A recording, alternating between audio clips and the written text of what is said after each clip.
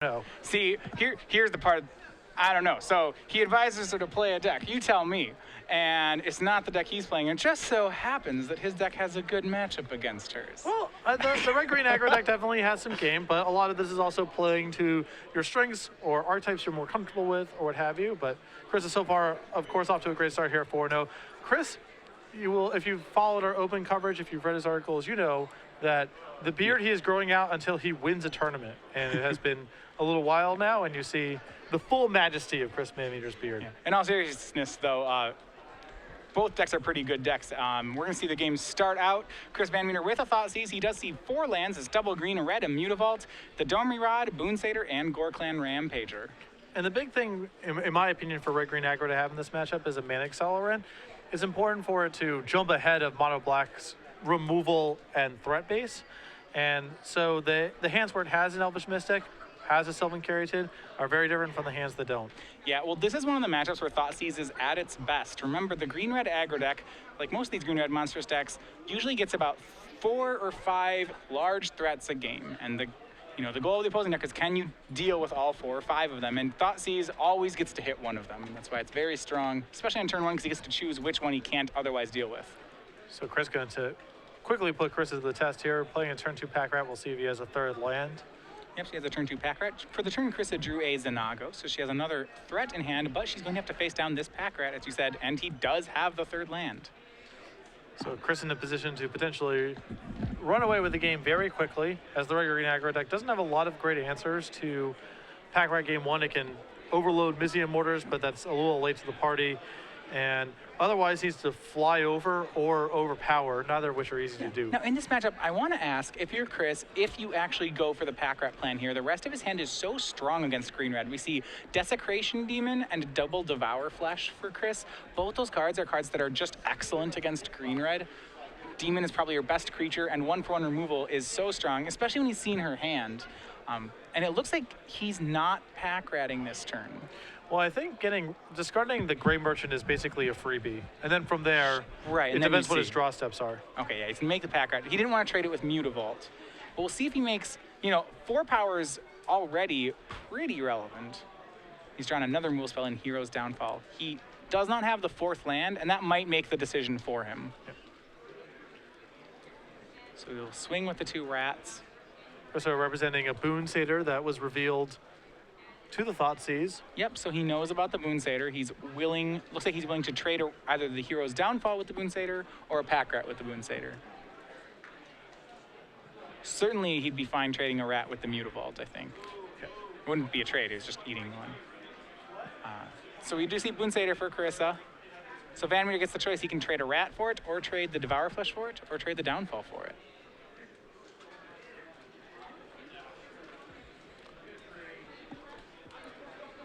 I assume we're going to see a removal spell here, as it trades for a card regardless, and it's additional damage. Right, so... Yeah. It's this...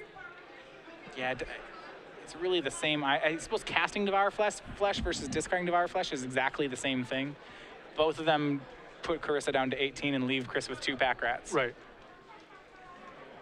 So yeah, so actually the same play. And he will put her to 18. So it's 18 both ways. And that Hero's Downfall is pretty important for Chris as well, so it gives him insurance against a large threat like Pelucanos or Stormbreath Dragon, which could race or threaten to remove some pack rats. All right. So we have a 4th land from Charissa. She now has her red mana online. She has option between Xanagos, looks like Xanagos or Gore-Clan this turn. But neither of these plays provide a lot of traction in fighting through a pack rat here. Right, she's going to go with Gore-Clan.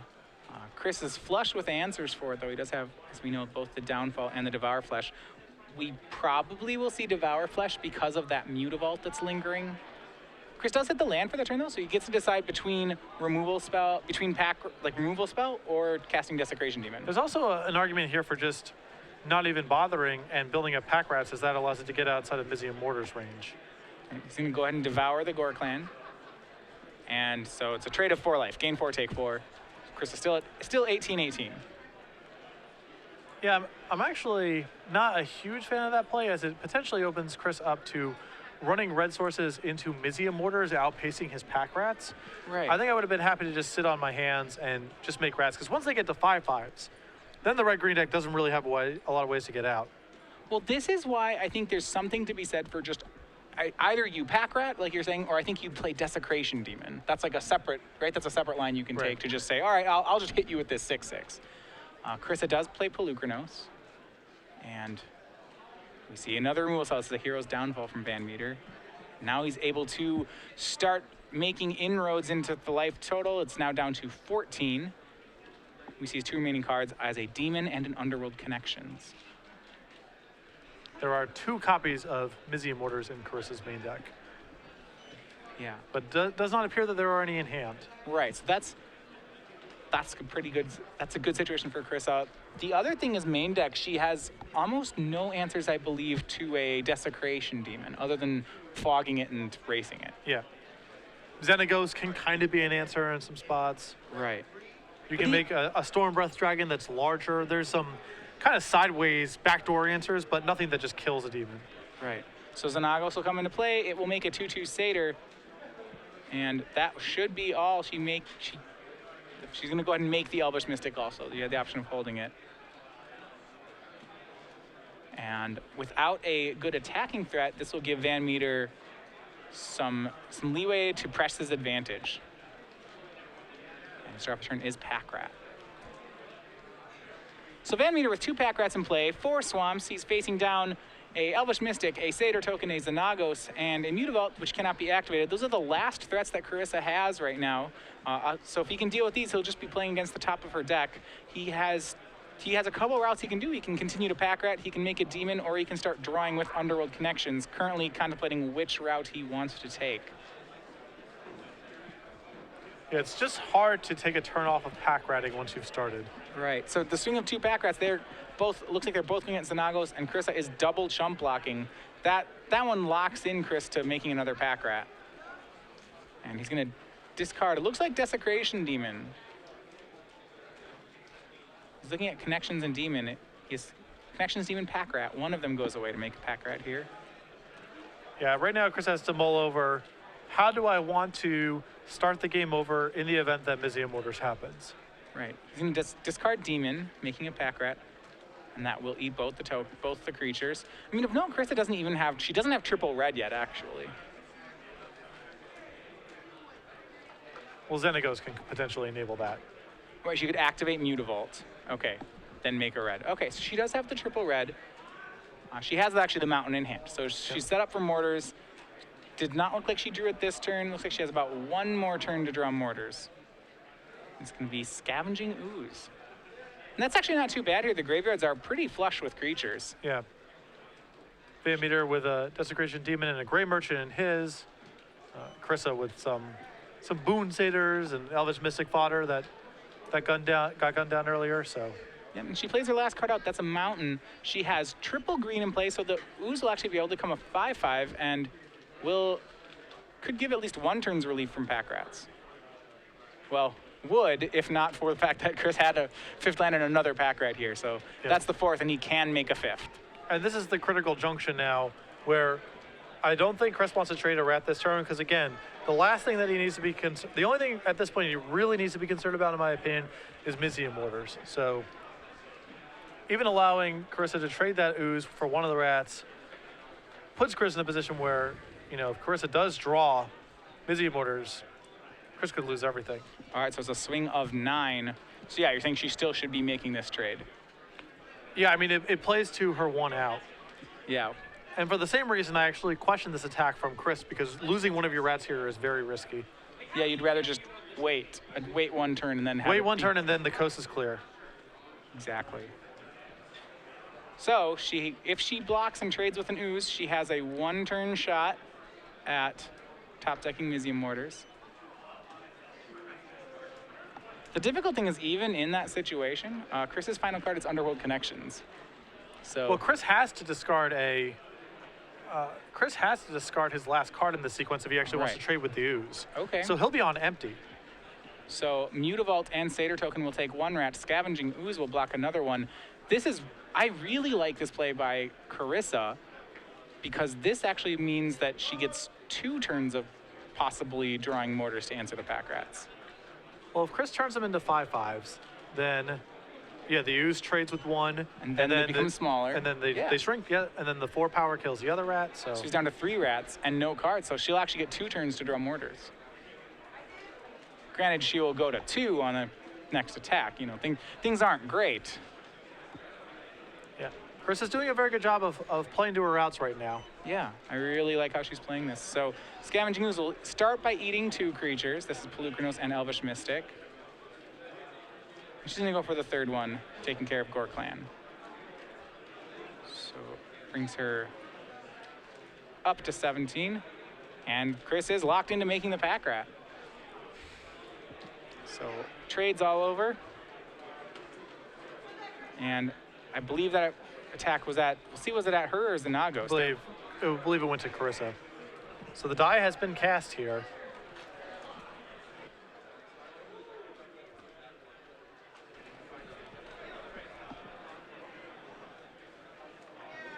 So we are about to see if Chris was able to find a Visium Mortars. And he was, Charissa was not that turn. Yeah, and especially on that attack, Chris went to the dome instead of going at the Xenagos. Well, I think he might have to threaten lethal to compel Charissa to do anything at all. And the Xenagos is getting outpaced by the rats anyway, so. All right, He makes a rat, that'll be 2 chump blockers, and she takes 4, and it's mortars or bust now. Right. Well, Charissa has played this game very well to navigate it to this spot. And is it there? No, it's Storm Breath Dragon. Dragon. I saw a red card. Yeah. You know, for a second I was like, oh, that'd be so much justice, because if she had top decked it, she would get the Xenagos too. That's the best part. You know, she'd actually be ahead. So Chris VanMeter with Pack Rat. It was definitely not a smooth Pack Rat game. There was some jockeying for position there and some bobbing and weaving, but able to take down the first game. Going to move over to the sideboard here. First on Charissa's side. 4 copies of Mistcutter Hydra, 2 Destructive Revelries, a Rorik Thar, 2 Mizium Mortars, 2 Shocks, 2 Wasteland Vipers, a Chandra Pyromaster, and a Garrett Caller Beast. It wouldn't surprise me if she just wanted to become more Planeswalker oriented in the matchup to try to outlast the Mono Black Devotion removal. We see this, you know, Mono Blue converts to a similar plan as well, with it bringing in Jace's Imbidance to outgrind.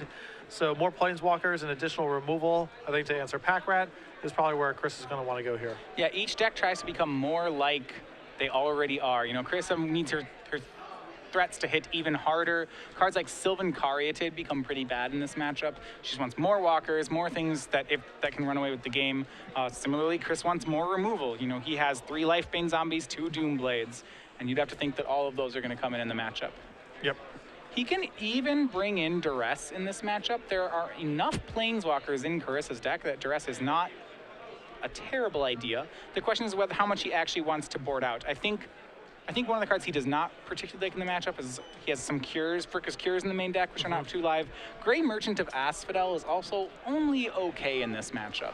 The red-green deck is capable of producing a lot of power. It's not a deck that's dealing 2 points of damage here and 2 points of damage there. Yeah. It's about generating an overwhelming board, and so Grey Merchant might be a little out of place. Yeah, when it wins because its Storm Breath became a 7/7, or its Garruk drew 4 cards, or something that's, you know, problems that one Grey Merchant really won't solve. Mm-hmm. So if you're just joining us, Patrick Sullivan, Matthias Hunt, Star City Games open here in Baltimore. We're in round number 5. Chris VanMeter and Chris Williams sitting here at 4-0.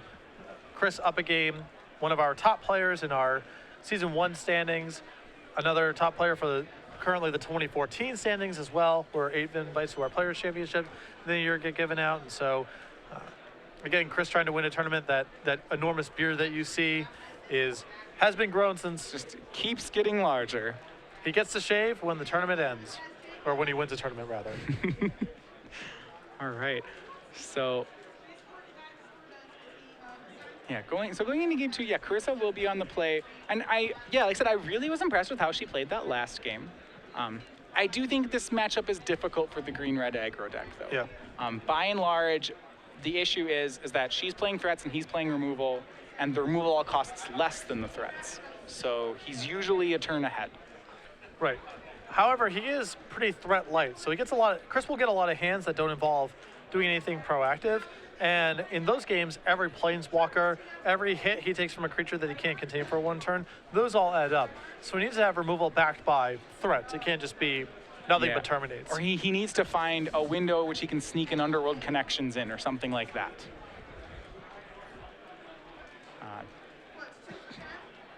Yes, Underworld Connections backed up by a lot of removal spells is another game plan. Right, that's something which he can do.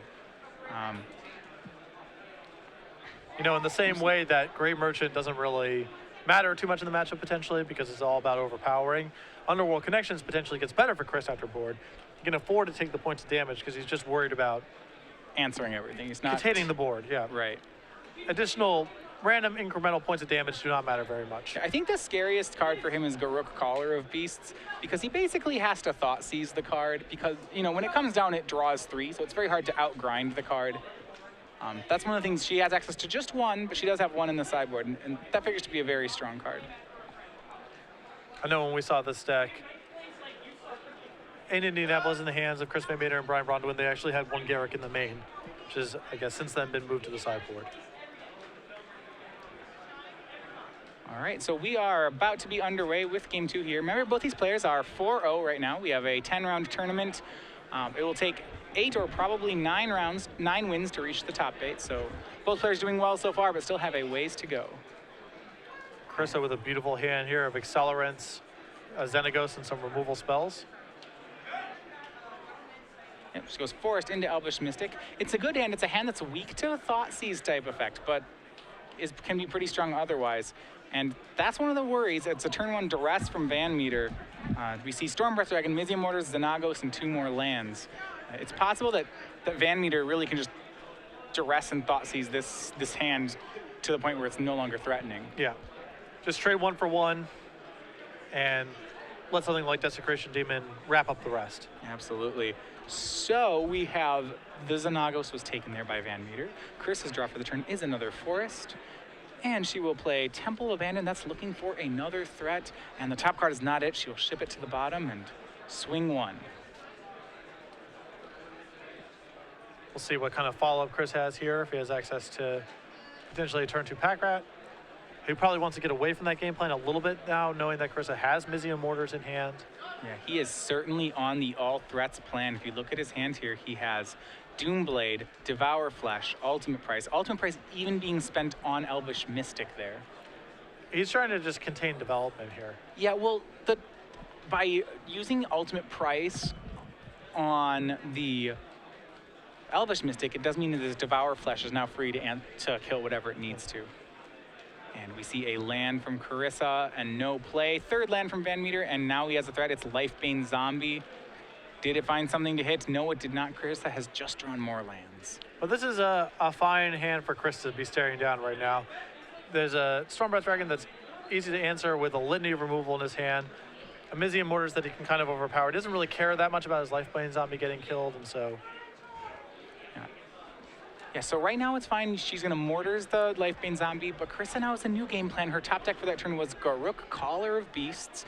If she can survive up to turn 6 without that card getting duressed or Thought Seized, that certainly is something that can pull her back into the game. And you see Chris disagreed a little bit with removing Grave Merchant, as he has quite a few Grave Merchants in hand. Yeah, so he's on a... Be interested to see what he did remove. We see a 5th land from Charissa. It looks like it's... I mean, her hand is pretty straightforward. She has a turn 5 Stormbreath and a turn 6 Garruk. She's not going to play the Stormbreath, though. Yeah, unwilling to cast that into what appears to be a pretty obvious removal spell. Right. Temple of Deceit finds Underworld Connections. Chris will certainly leave that one on top. What will be tough for Chris is, while he has removal in his hand, I do not believe he has a Hero's Downfall. So this Garruk could really draw a lot of cards. Yeah. And it's going to go to work. See Garruk, Caller of Beasts made by Charissa. And Carissa's really getting paid off for her patience last turn as well. A lot of people would just cast the Stormbreath Dragon because it's the only thing to do. Willing to wait to not let Chris curve out with his removal, and now Garrick's online, and it's going to draw 3. So Stormbreath, Polukranos, and Caryatid Shipping a Domri and land to the bottom. Garruk, so strong if you see that. It comes into play with 4 counters, moves up to 5, so it's not going to be answerable by Chris right away. And every turn Charissa keeps that Garruk in play, it'll probably draw her 2 to 3 cards a turn. Yeah, and talk about a card that's able to overpower a 1-for-1 removal game plan. Absolutely. This is a 1-of she brought in out of the sideboard. And like I said, probably her best card in the matchup. Definitely when we get to spots like this. I mean, Chris's hand is low impact Gray Merchants. He can draw cards. He can sit on removal, but he needs to do something proactive to answer this Garruk. Yeah, so his options at pro action here are he can play a Gray Merchant, or he can try to Underworld Connections and find a Hero's Downfall. And those are really, that's it. And my guess is he'll go on the Connections plan, I think, but neither of them are particularly appealing game plans. He also might need to just clog the board up and try to win with Gray Merchant drain outs. And Underworld Connections is good in that game plan as well. Yeah, so he has 3, I believe 2 or 3 Gray Merchants in hand. So that's a drain of, 4 and then 6. That's 10. It only would take a 3rd Gray Merchant to have it be 18. And his draw for the turn his draw off the Connections was Swamp. He'll pass back. But Charissa, Mutavault drawn, and now she has a fresh hand full of threats. She has double Storm Breath. She has Sylvan Caryatid. And critically under very little pressure too. This allows her to just keep spinning Garruk. Yep. This Garruk finds Caryatid, Rampager, Rampager. Those last. Oof. Oof. All right. All right. Just how many removal spells do you have, Chris VanMeter? We will find out. And see, the wise thing here is to play just very heads up play. She plays out the Caryatid first so that when she makes the Storm Breath, it requires him now to have a Ultimate Price or a Doomblade and not a Devour Flesh. Yeah. Also, more mana is really good for Charissa right now, as all she's trying to do is deploy additional threats. It also gives her an 0-3 blocker to check the Mutavault in case Chris wants to go down that road. So a lot of little things going on that turn. Yeah, I really like that. So she made Chris use his best removal spell as opposed to was probably his worst one right now. Chris drawing 2 cards per turn. It was a Thoughtseize and a Swamp. He does have 2 Gray Merchants in hand, but the 3rd card, he does not have a 3rd one, so he doesn't have a path to victory yet. And we're getting to the stage here where Chris is going to start actually deploying some really powerful threats each turn. These last couple turns have just been basically set up for Garruk, but now we're reaching a point where Chris is going to be under substantial pressure starting very soon. Thoughtseize will take down Storm Breath Dragon, and Gray Merchant drains for 4. Remember, Chris has a 2nd merchant in hand. He only needs to find a 3rd merchant to have lethal. And so he took the haste creature basically just as a concession to saying that he just wants to survive for a couple turns. He has a proactive game plan, actually. And another plus finds Boon Satyr and another Storm Breath. The thing about Garruk, in this matchup, I'm not positive that you ever emblem the Garruk. It's possible you just plus Garruk forever. The whole time, yeah. Yeah. The emblem's neat, but it does give Chris the ability to answer all your cards. So now, with a embarrassment of riches, we have Storm Breath, Gorklan, Pelukranos, Ooze, Boon Satyr. So she will start with Storm Breath Dragon. And the Ooze is another good pickup for Charissa here, as if Chris is on some sort of burnout with Gray Merchant plan. Exactly, I was thinking the same thing. Ooze can lend a hand there, certainly. All right, well now she is on the attack. So finally Chris is able to get some of her own damage across. That's going to be Storm Breath Dragon in for 4. And heads up, her next play is not a Gorklan Rampager, but it is the Scavenging Ooze we were talking about. Continuing to be just impressed with how she's navigating this matchup. Yes, she's clearly very conscious of the tricks Chris could potentially have and how he's trying to sculpt the game, both games thus far. Right, it'd be appealing to make a 4-4 over a 2-2, but I like that she's just, no, this life gain matters. Yeah. And Chris, drawing for the turn, draws a Temple. He's going to scry to the bottom. This is all before he activates his Underworld Connections. Clearly searching for, I still think it's still probably a Hero's Downfall that he's searching for. The problem is that I think there might have been too much damage. The damage is done. Yeah, he has picked up a Hero's Downfall here, but it's possible that maybe he still kills Garruk, but at this point, Chris might have to play more of a tempo game than a card advantage game because the ship sailed on him being able to trade card for card. Saying he might have to downfall the Stormbreath Dragon. Yeah, we might be that far Absolutely. gone on the card advantage axis. Yeah, he does not have too many turns. He also has to leave up mana. He knows that there's double Gore Clan in Charissa's hand. Yeah. And he's going to go ahead and do that. So Charissa, with 2 points of life gain, goes up to 16 and now has a 4/4 Scavenging Ooze. Great play. So we still may see an emblem of Garruk. If she makes an emblem, I suppose she can go and immediately find more Storm Breaths. Sure. Yeah, now he's got to read it. So this is something we do not see very often. You get an emblem with whenever you cast a creature spell, you may search the library for another creature and put it on the battlefield, which I have to think every creature comes with Stormbreath Dragon attached to it now. Yeah. Or it's Stormbreath Dragon's not a bad one to go get. Sure. I mean, there are other good options too. You know, that's not the only one, but it's probably the scariest one. Yeah. Or it could come with Rurik Thar attached to it too. Sure. That's a good one too if your opponent's playing some kill spells.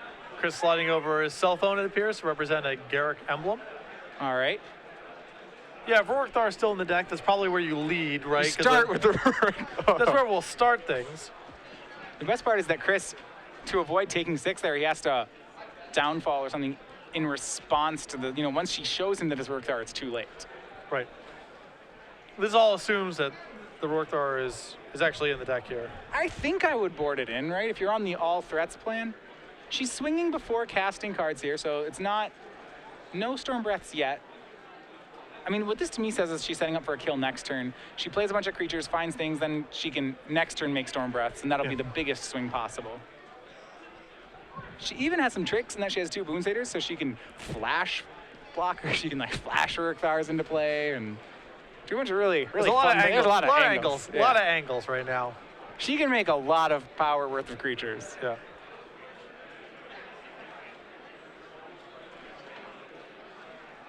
Chris contemplating, but he, there are no really good paths for Chris at this point. In a small way, that Scavenging Ooze might have been the thing that shut the door.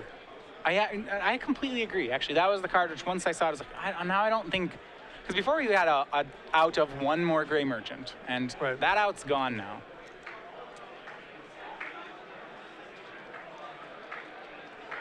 And it shows how much that one Garruk can really, how much work it can do. And she's going to go ahead and start by eating the Scavenging Ooze up to a 5/5. Oh yeah, Garrick's put in no shortage of work in this game. Yeah.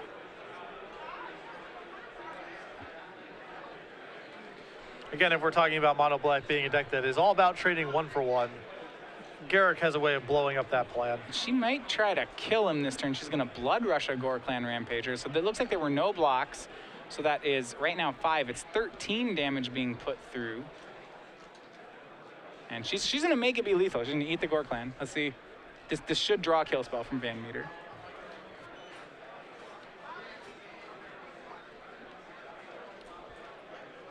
I would assume so. I mean, yeah, he's got to not die.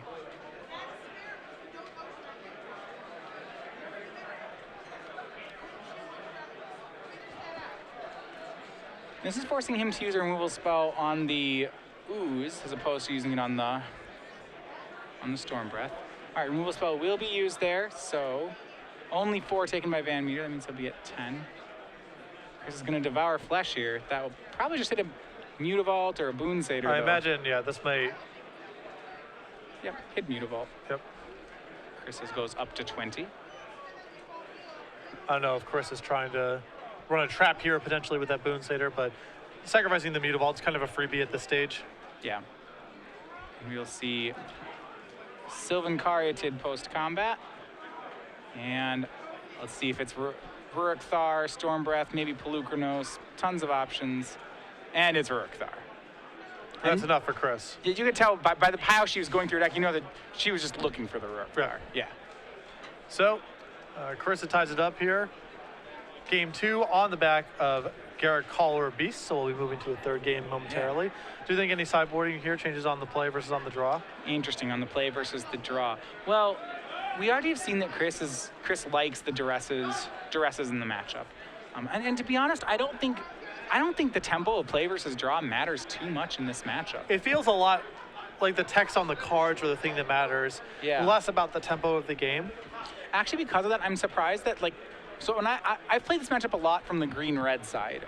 Green-red was the first deck I played in the format. I know that some players, myself included, don't play the Caryatids post board because of exactly what you said. It's just the text on the cards that matters. Elvish Mystic doesn't even have much text. That card's probably too good not to play, just because turn 2 Domries are that good. But as far as pre-board, post-board, no, I don't think too many changes happen. I can't see what I would want. So even with Devour Flesh and Desecration Demon in the mono black deck, you're not that interested in keeping the mana creatures in because they give you explosive openings, and then there's other stuff to do with them later, or the matchup's just too one-for-one oriented. Yeah, look at what Chris's plan was post-board. You know, he had, what was his opener? Was Duress, Devour Flesh, Doomblade, some other kill spell, I think. I think there was another one there. Sure. Like, remember, you saw him duress the Domri, the Xenagos right away that game, and you're just thinking, oh, how is she going to get this? You know, he's just going to Doomblade the Storm Breath. And, tempo didn't really matter. What mattered was that she drew the Garruk after he duressed her, really. Mm-hmm. That was the key part there. So, no, I don't think tempo matters too much. And the lack of pressure, it does feel like the mono black deck does have to get something going. I think even if Chris has something like Desecration Demon in that game, he might be able to just damage race effectively enough to overpower Garruk. Even if he's never actually able to kill Garruk, you know what I mean? Desecration Demon is, I think, the card, you really hit it on that. That's the card that this green-red deck is scared of. It's because it can race. And it also can block almost everything green-red does. It's an answer to Storm Breath, it's an answer to Pelucranos. You know, that is how, I think that's Mono Black's preferred way to win. I know that when I first played this deck, I was worried enough about Desecration Demon that I was playing Arbor Colossus in the sideboard just to blow it up. Mm-hmm. Which, at the time, Mono Black wasn't a popular deck. I don't think that plan would work now. They just kill your Arbor Colossus before you could monstrous it. But Desecration Demon's a huge weakness for the green-red deck. Yeah, it's a weakness for a lot of decks, too. Even some decks you wouldn't even think of, like Mono Blue Devotion. We've seen fast Desecration Demons just run it out of the gym. The card's huge. Yeah, it's huge. It's a 6/6 flyer for 4. Let's think about other 6/6 flyers for 4. What kind of drawbacks do they have to give them? Like we're in Abyssal Persecutor territory. Right. You can't win drawback. Yeah. Sacrifice 2 mountains, right. You get a 5/5. It's times are different. I mean that's Wrathy Dragon, right? Right. Yeah.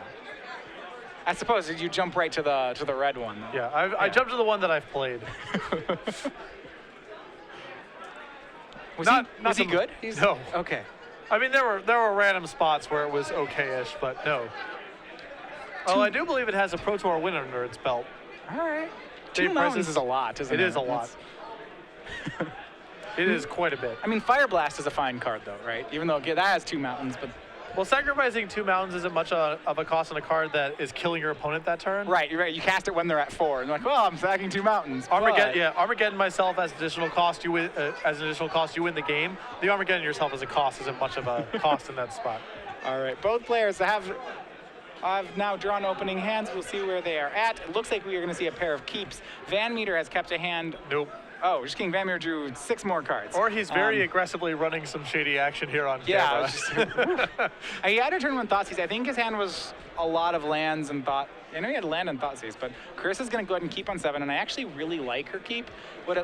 So this is kind of, I don't like being fast in the matchup, but it looks like I believe she's kept, check me if I'm wrong here, is a 2-lander where both lands are temples, and then about 5 business cards. Nice. And really solid opening. Really solid because, I remember this was our plan against, looking to play this deck against Esper decks too, is like, they look at your hand and you just kind of say, well, can you answer all of them?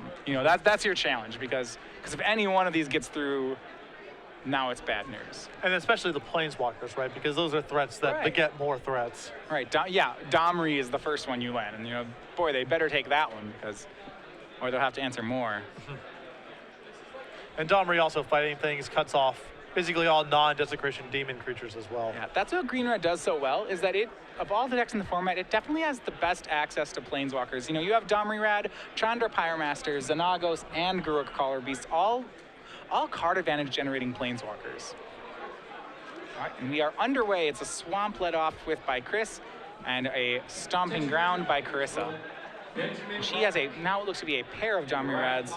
But Chris might be on a different plan this game. He has a turn 2 pack rat. And Chris is under a lot of pressure to find a removal spell pronto. Well, she does have a turn 2 ooze, so actually her Domri should be good enough to start killing pack rats. If she needs to. Well, it seems that path seems fraught with peril unless Chris right. You try for it. Chris needs to start discarding creatures basically for that setup to do very much. Well, yeah, I suppose the problem is if Charissa tells Scavenging Ooze to fight pack rat, then he'll downfall the ooze. Yeah, or just make a rat in response and keep one. Right. Yeah, either of them is a problem. So he's going to swing for 1. Offering up a trade here. I think you take it, right? I like a block. Anything to outpay, Yeah. You can overpower the pack rat given enough time. It's the initial pacing. Yep. Charissa might just get run out of the gates by this pack rat. So any opportunity you have to trade gives you another opportunity to draw a removal spell and just get out from under it. And also just gives you more time to find cards like Pelucranos and Stormbreath Dragon. Charissa's up 2 cards right now. She can afford to be the 1-for-1 deck, right? Yeah, and Chris having a Mutavault in play also changes the texture of the math quite a bit. Makes Chris's clock potentially much faster than it would otherwise be. Yeah, so then next turn she could just play Boon Satyr or Domri Plus. Yep. Either's fine. And she comes to the same conclusion. She's going to go ahead and block with Ooze. Swamp discarded. Chris gets a pack rat token, but now is down to being a 1-1. One thing Chris that could get her is that she is a little low on land right now. All right, so third land is a forest, and she's going to cast Domri and plus it up. Domri is strong here, but it doesn't play to the plan you were talking about. The outpay, this could get her behind on the pack rats. Well, if she doesn't have another option, mind you. Right. And it possibly sets her up for something like Pelucranos Fight. Yeah. Right. So then that recoups the pack rat she didn't kill this turn. Right, and Chris has some incentive to just be main-facing all this stuff to get the Domri as low as possible, as fast as possible. So he may not be able to leave up mana to, say, Hero's Downfall in response to a fight, because he wants to add as much power to the board as possible to try to kill this Domri as fast as he can. Now, he can just activate Mutavault and kill Domri here. Yes. But that's another turn. That's another turn. That's another turn he doesn't make pack rats. I suppose he also could attack Domri, just activate Mutavault, and then hold up the 3 as well. And he's going to go ahead and go at Charissa and play Desecration Demon. He's on a completely new plan. Yeah, and I think Chris is taking the right path here. There's so much risk involved in just leaning on pack rat this game for a variety of reasons. There's Mizzium Mortars. There's the potential for Chris to just overpower it. But now that Chris has taken a couple turns off of her board presence trying to fight through pack rat, Desecration Demon might just be too big, too fast. And Demon is so good against Chris. If you look at it, she actually does not have a removal spell for it. Her best removal is Pelucranos. Next turn, Monstrous X equals 2, make it fight, hope Chris has no kill spells. Yeah. That's a line you don't really want to take. It's asking a lot. All right, well, she does make the play to clear the board of rats. She plays Pelucranos on 4. Domri has Pelucranos fight the remaining pack rat, and there are no more rats. We are back to Chris, now with Desecration Demon and Mutavault in tow. And his draw was Gray Merchant of Asphodel. That will actually shave a turn off of the clock. When he gets Charissa to 1, he can cast, and lethal with it. He's going to go ahead and main phase Hero's Downfall to Pelucranos and kill Domri. And this is a great position for Chris to be in, empty board, facing down an empty board with Desecration Demon in play. Yeah, it's a really difficult spot for the aggro deck to come back from, actually. And Charissa has access to another Domri, which can fog. She has a Mutavault, which can fog, but it's hard. It's hard to imagine getting much traction in the game the way it's currently going. Yeah, her answer to Desecration Demon, the other answer she has is that Rurik Thar. And she pluses Domri, but to no avail. It's not going to find one. No, that was just a temple. Oh, that was a temple. Okay, well, that one doesn't work either. Your original point stands. Good call, though. And Chris, 6/6, will continue to go to work. Yeah, this card is huge game in the matchup. He's going to activate Mutavault. And is she going to tap the demon? That's the question. I think she wants to. She does not. So Dahmer's going to take a hit. Charissa takes 2. And now she is back to an empty board. Night Veil Spectre added for VanMeter. Right, back to her. So her draw for the turn is Xenagos. I actually think the Planeswalkers, they feel pretty low impact in the matchup to me. The Mono Black deck's actually fairly good at taxing them, and they're a little bit slow to the party. Yeah, they're not ideal. I mean, Garruk is the best one. That's the thing, just because he draws so many cards. She played Xenagos this turn. This will actually give her a bit of a reprieve, possibly. She can fog the demon and then trade with the Mutavault, and that time Xenagos take 2. Or that would be she would have if Chris hadn't drawn Hero's Downfall. She's going to go for that line, tapping the demon. That gives priority back to Chris, gives him a chance to activate Mutavault.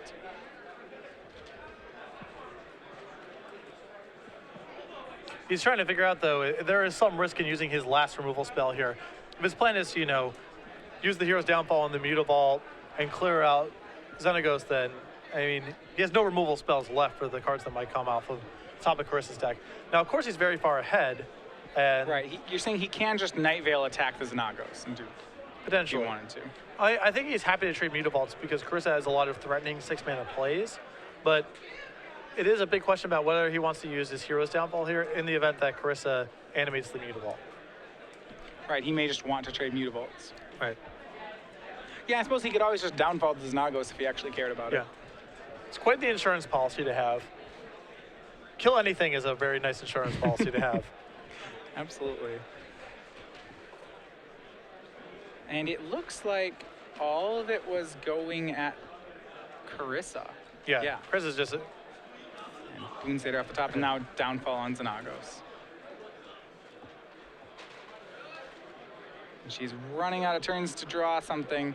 Sylvan Caryatid will be no help. Her hand is now Boonsader Caryatid land. Yeah, and Chris has navigated this game to a point where even something like Mizium Mortars or Garrick doesn't really do very much.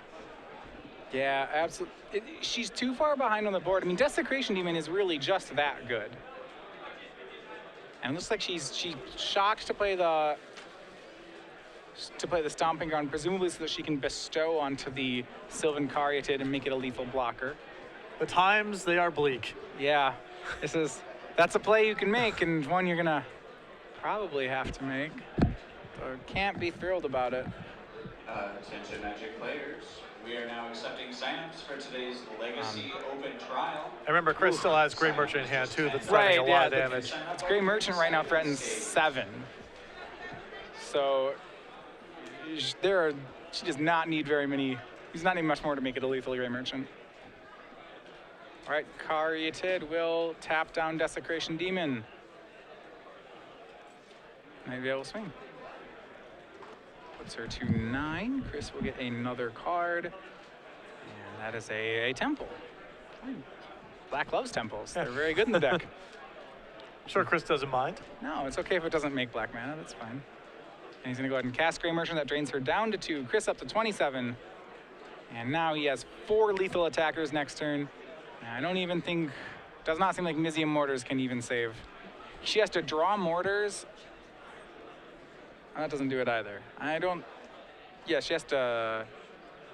There's nothing to be done, I don't believe in this fight. No, she can stay left for Merchant. She can draw Mortars, kill the 2 creatures, trade Mutavault with Mutavault, and sacrifice this Boonsader to Desecration Demon to live 1 more turn.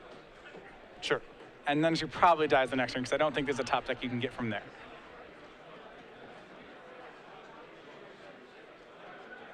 But, what? Oh no, she can't even trade the Mutavault. She's a mana short. Okay, I lied. And it is the Mortars. Wait.